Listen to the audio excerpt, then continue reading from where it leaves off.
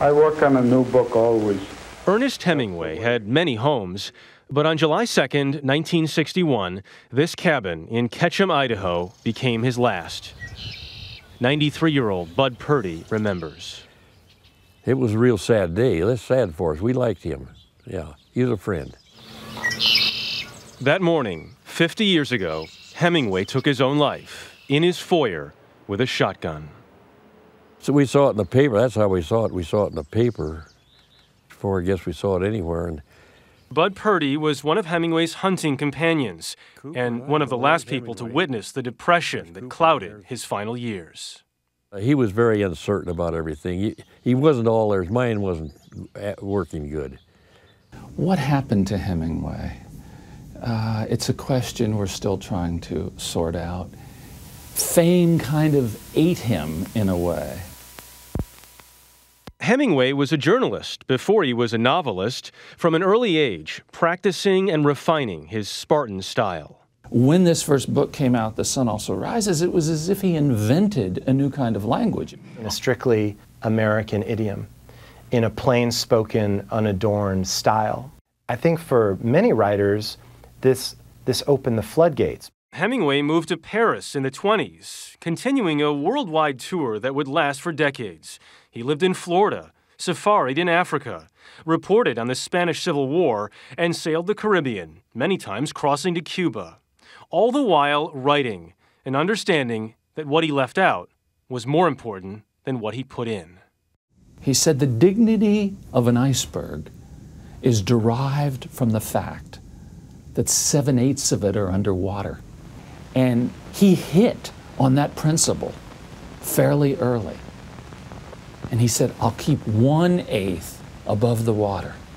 And the dignity of this story will be this glacially, incredibly powerful thing moving underneath that if it hits the Titanic, it'll break it apart. In America, no place celebrates the life and legend of Hemingway quite like Key West, where he spent 10 years. He wrote A Farewell to Arms inside this room. Well, he worked on it. Local author Michael Haskins took us to Casa Antigua, where Hemingway's love affair with the island first began. I think that Key West is, to an artist, a writer or an artist, is a muse or can be a muse. He found a home. Haskins would know. You came here entirely because of Ernest Hemingway. Yeah. The first trip was here because I knew I would never be back and I wanted to see his house. And once you saw his house, you said, I want to stay. He's been a hero of mine since I was in high school. I think most people who come to Key West ask, where's Hemingway's house? And there's some really wonderful connection there. Some of his best writing was done here. Hemingway's years in the Keys were his most productive. Mornings spent writing in the second-floor studio of his home on Whitehead Street. Many afternoons at sea. The size of these marlins were enormous. They were, and we even have some pictures of a fish that he brought in Bahamas, and when they finally pulled the fish up, most of its parts were missing because the sharks had been feasting on it. So, a la Old Man in the Sea. Old Man in the Sea, right. But Claudia Pennington says his books aren't always what inspire Hemingway admirers to make the pilgrimage. Very few of them have read more than 2 of his novels. So it isn't the fact that he was a wonderful novelist, it's his persona.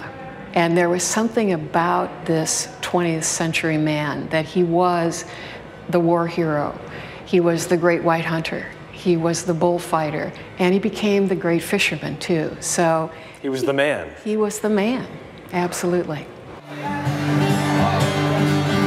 So I'm supposed to order a Papa Doble, right? Yes, I think that's appropriate. That's what Ernest Hemingway drank, and I think that's what you should have. Sloppy Joe's may not look very Hemingway-esque, but it's where he famously drank. They do their best to pay tribute. I don't really know where Hemingway sat, but I've always told people he sits by the pole over there, and that seems to work. They buy it? They buy it. They buy it. Every year in July, Key West hosts Hemingway Days, a campy festival where Papa lookalikes populate the island.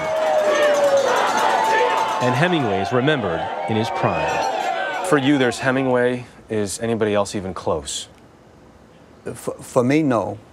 Because for many, his death is as distant as Ketchum, Idaho is from Key West. It's his life and his life's work that lives on.